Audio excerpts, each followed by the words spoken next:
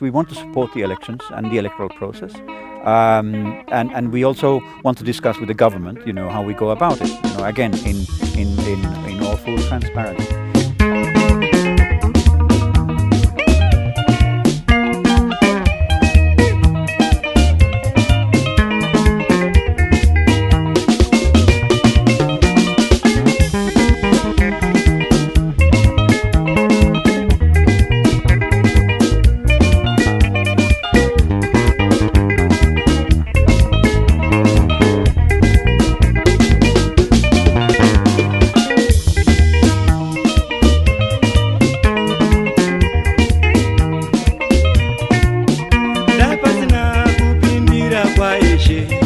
chokwadi pasi pano taiona moto marongera vanoita wepanyika vanoda kuti isu vamwe tioneswe moto. The European Union has pledged to help fund Zimbabwe's 2023 general elections whilst deploying an election observer mission to Zimbabwe.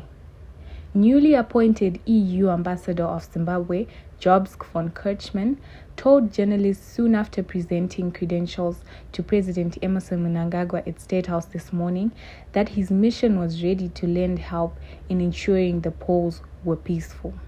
These points also, as you all know, depend on stability.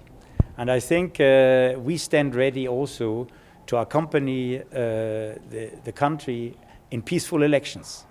So today we talked about electoral observation mission and also about financial support for the electoral commission, but also generally for the process. And I think here we are ready to listen what Zimbabwe want, and at the same time I hope Zimbabwe will regularly talk to us so that we really understand what is needed. Zimbabwe-EU relations have been frosty, with counter-allegations coming from both sides.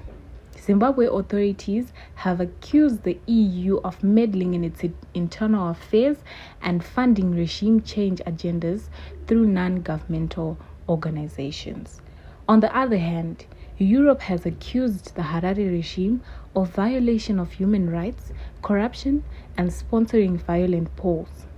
Today, the seemingly political fours exchange letters of credence, smiles, and handshakes, with the EU pledging to work towards a constructive relationship. My mission here is clearly targeting constructive engagement with Zimbabwe. And I said this today when the President, His Excellency President Mnangagwa, said that the EU does not have sanctions anymore. I think that is exactly what makes it possible today to engage on trade aspects. We are the fourth biggest trading partner in the country, and I think we have a very good trade agreement, an economic partnership agreement, which makes us the fourth biggest trading partner of Zimbabwe.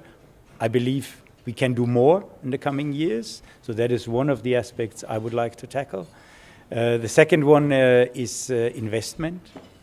We are currently seeing more and more European companies coming here, the latest from France and from Germany, my home country as well. We have about 125 million euros of investment currently in the country, which creates jobs, obviously. And I'm very happy that our bank, the European Investment Bank, which is the biggest bank in the world, has opened a credit facility for the private sector. And I just had a meeting with them last week to see how we can enlarge that facility in the future to also increase further investment of the private sector. And then, of course, my mission here will also turn around development cooperation. I think Zimbabwe has a very ambitious vision. The vision is the National Development Strategy, which wants to bring Zimbabwe towards an inclusive, empowered, and prosperous middle-income country by 2030. I think the European Union, but also the member states of the European Union, we call that the Team Europe, stand ready to support that. Just to give you some examples, currently we are investing around 60 million euros in the health system to support the national development strategy. And in the coming years, we will support, in particular, greener and climate-smart agriculture. And the President today outlined how important that is, that there's more productivity and at the same time a good sustainability of agriculture. So here, together with the EU member states, we will have around 162 million euros for the next 2 years, which we invest in greener and climate-smart agriculture. And also in the empowerment of women. I think that is a priority we can see not only in the National Development Strategy, but also in the different reforms and laws which have been enacted already. I think that is another very important point where we will invest together with the EU member states. Mnangagwa also received letters of credence from Salem Shibib Hamad, Al-Khaledi of Kuwait, Stephanie Ray of Switzerland, and Salma Mouafi of Egypt. The three ambassadors also pledged to deepen economic and diplomatic relations with Zimbabwe by funding important areas of cooperation. Zimbabwe has had cordial relationships with Egypt, Kuwait, and Swiss. Your Excellency, allow me to present to you the letters of recall of my predecessor, Ambassador Weather Apoti. And at the same time, allow me, Your Excellency, to present to you letters of credence by which Highness Amir Sheikh Nawaf Ahmed Jabir Al-Sabah accredits me as Ambassador extraordinary and potentially of the state of Kuwait to the Republic of Zimbabwe.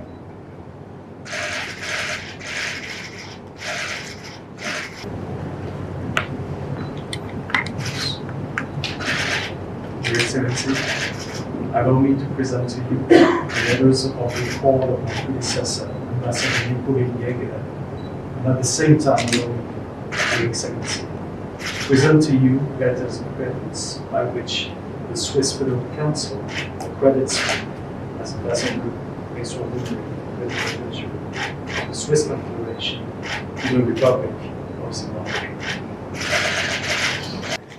Your Excellency, allow me to present to you the letters of recall of my predecessor, Ambassador Mahmoud Aini.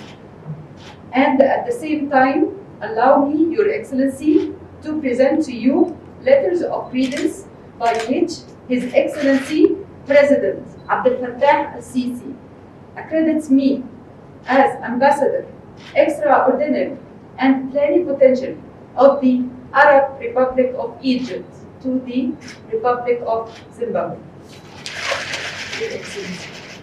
President Mnangagwa's government has been pushing a re-engagement policy since the birth of the Second Republic, with his administration saying it has been a success.